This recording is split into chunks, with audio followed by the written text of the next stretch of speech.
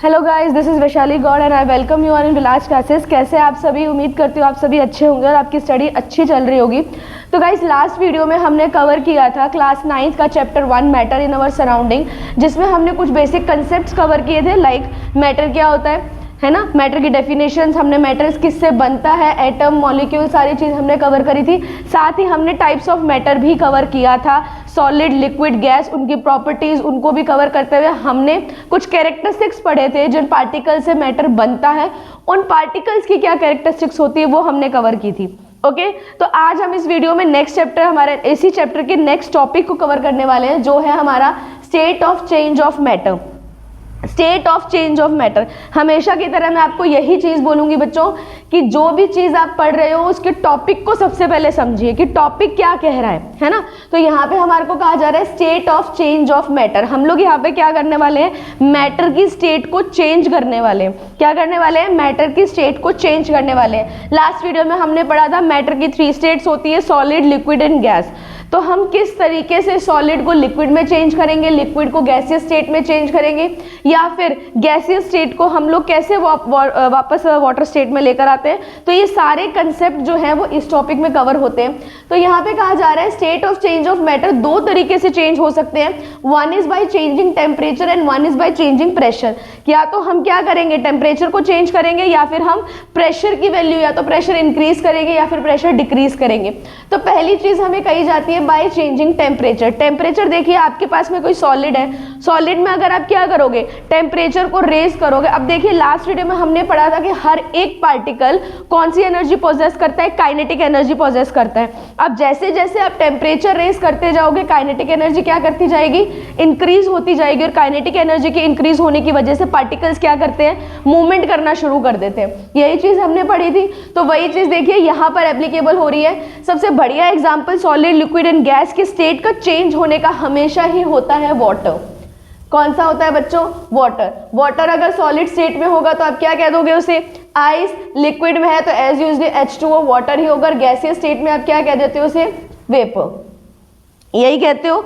तो सबसे बढ़िया एग्जांपल आपका आपने क्या ले लिया? वाटर। अब यहाँ पे देखिए, टेम्परेचर चेंज करिए। सॉलिड के अंदर अगर आपने एक आइस क्यूब ले ली है और आप अपने रूम टेम्परेचर, देखिए जितने भी चेंजेस होंगे, चाहे वो टेम्परेचर से हो रहे हैं चाहे वो प्रेशर की वजह से हो रहे हैं, everything is done in atmospheric temperature और एटमॉस्फेरिक प्रेशर। हर चीज एटमॉस्फेयर पर बेस्ड होगी। आप एक्सेस में हीट वगैरह प्रोवाइड उन्हें नहीं करेंगे। ठीक है जी। चलिए, अगर आप क्या कर रहे हो? सॉलिड यानी कि आइस क्यूब को एक रूम टेम्परेचर पे रख रहे हैं, ठीक है। जैसे ही आपने उसे रूम टेम्परेचर पे रखा तो एटमॉस्फेरिक टेम्परेचर की वजह से वो क्या होने लग जाएगी? मेल्ट होनी शुरू हो जाएगी। और मेल्ट होने के बाद में कौन सा स्टेट गेन करती है? Liquid state. ठीक है। तो यहाँ पे देखिए हमने क्या किया, जैसे ही टेम्परेचर सॉलिड का हमने टेम्परेचर इंक्रीज किया, वो कौन से स्टेट में चली गई? लिक्विड में। हमने क्या किया? State of change of matter. Matter का स्टेट क्या कर दिया? चेंज। सिमिलरली अगर आप लिक्विड को रख देते हो, आपने बाहर लिक्विड को रख दिया, सनलाइट से क्या होगा? नेचुरली आपको एटमॉस्फेरिक टेम्परेचर ही मिल रहा है ना। तो वो जो सन से हीट मिलेगी, उस हीट की वजह से वो वाटर ड्रॉपलेट क्या हो जाएगा? गैसियस फॉर्म में। आप देखते हैं कई बार आपके फ्लोर पे आप देखते हैं कुछ वाटर ड्रॉपलेट्स आ जाते हैं। आप उसे अगर वाटर ड्रॉपलेट्स को आप क्लीन नहीं करते हो, आप अगर मॉपिंग नहीं करते हो, तो आप देखते हो कि वो वाटर ड्रॉपलेट्स 1 घंटे 2 घंटे बाद में क्या हो जाता है? सिर्फ उसका निशान रह जाता है। वाटर क्या हो जाता है? रूम टेम्परेचर के अंदर गैसियस फॉर्म में चेंज होके खत्म हो जाता है। तो वो क्या हो गया आपका? गैसियस। लिक्विड किस में चेंज हो गया? गैसियस फॉर्म के अंदर चेंज हो गया। And this is also an example of state of change of matter. Next what we have by changing pressure. आप प्रेशर चेंज करके कैसे कर सकते हो? देखिए आपके पास में आपने डीओ सबने यूज किया होगा, है ना। तो डीओ क्या होता है? लिक्विड फॉर्म के अंदर होता है। डिओड्रेंट आप सबने यूज किए, परफ्यूम सबने यूज किए। तो वो कौन से फॉर्म में होते हैं? आप जब भी उसको शेक करते हो आपको पता चल जाता है ना कितना डिओड्रेंट है, कितना परफ्यूम आपका बाकी है। तो वो कौन से फेज में होता है? लिक्विड स्टेट के अंदर होता है। उसको जैसे ही आप प्रेशर देते हो, आप पंप करते हो, वो पंप करना क्या होता है? उसके ऊपर प्रेशर, उसको कंप्रेस करते हो आप। जैसे ही उसको आप प्रेशर देते हो वो कौन से फॉर्म में चेंज हो जाता है? गैसियस फॉर्म में। तो दिस इज एन एग्जांपल कि आप लिक्विड को कैसे गैसियस फॉर्म के अंदर चेंज कर सकते हो। और सॉलिड को कैसे कर सकते हो भैया?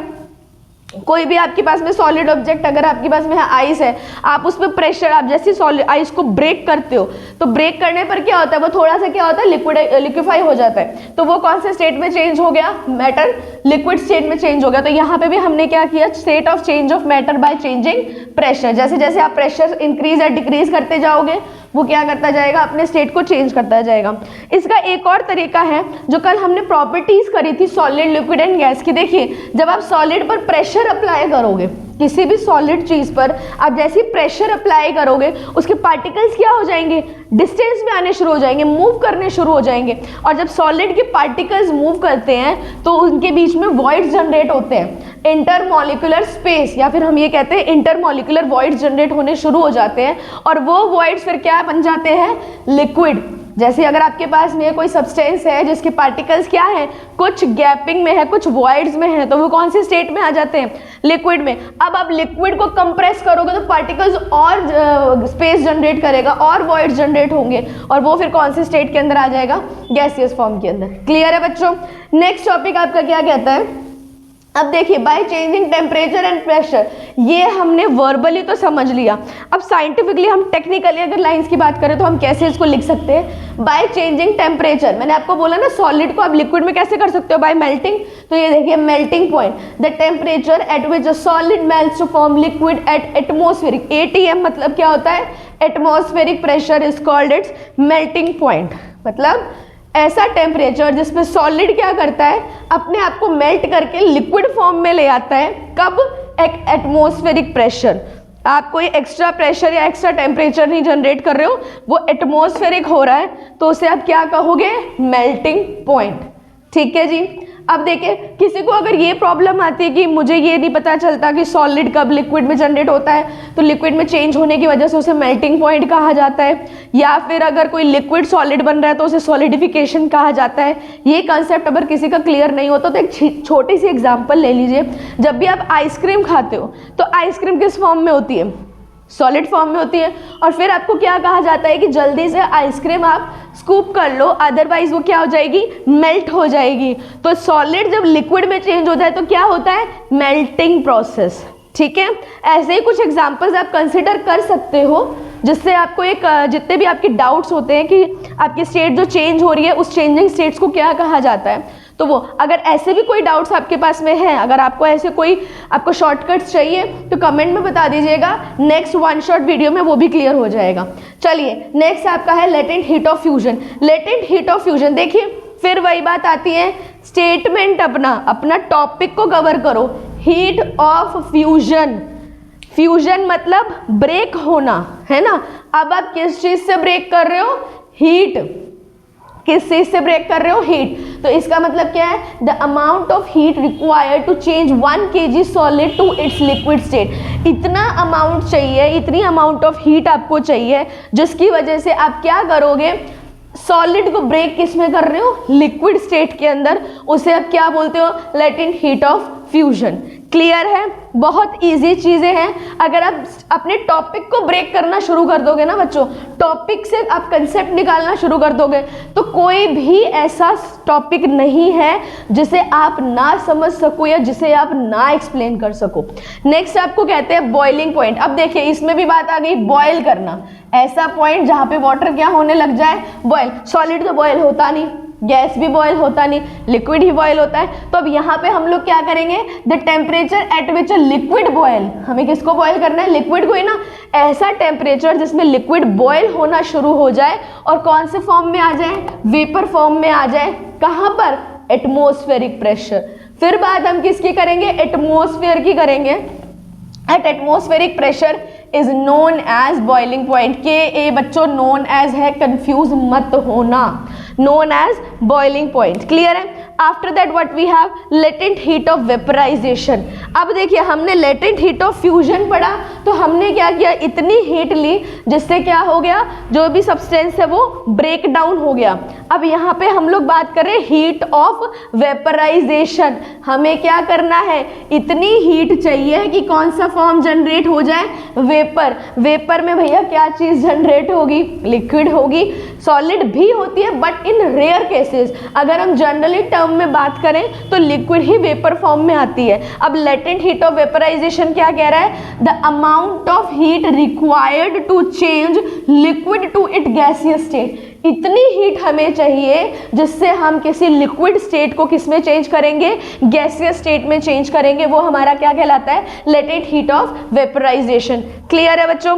नेक्स्ट देखिए हमारे पास में एक और बहुत इंपॉर्टेंट टॉपिक है, इस पर क्वेश्चन डेफिनेटली बनता है क्योंकि ये जो चैप्टर है ना आपके टर्म्स में ही आते हैं, फर्स्ट टर्म सेकंड टर्म, ये जो आपके एग्जाम्स होते हैं नॉर्मल एग्जाम, फाइनल टर्म में अगर आ रहा है तो भी ये क्वेश्चन है जो 110% पूछा जाता है अबाउट सब्लिमेशन, कि सब्लिमेशन क्या होता है।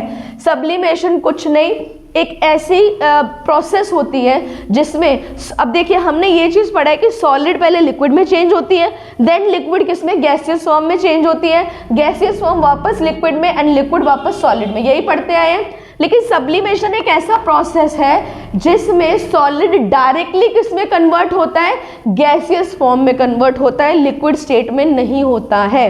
क्लियर है। अब आप पूछेंगे इसका एग्जाम्पल, तो भाई घर पे सब ने कपूर यूज किया जिसे हम कैंपर कहते हैं, राइट। कपूर सब ने यूज किया, तो कपूर को जब भी आप क्या करते हो, पूजा करते हो, कपूर पे जैसे ही आप फायर बर्न अप करते हो तो क्या होता है, वो डायरेक्ट गैसियस फॉर्म में, आपको कोई लिक्विफाइड फॉर्म दिखता है, नहीं दिखता। तो that is the best example of sublimation, camphor. और अगर हम चाहें then we have a naphthalene balls.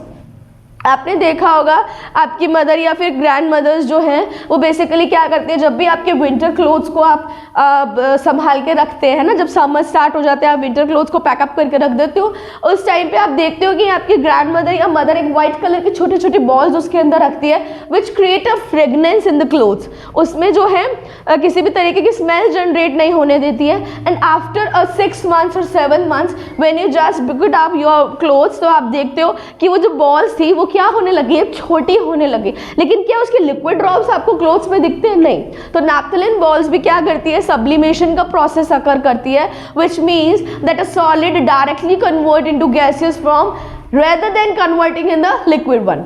ठीक है, एक सॉलिड क्या करती है, डायरेक्टली गैसियस फॉर्म में चेंज हो जाती है, लिक्विफाई नहीं होती है।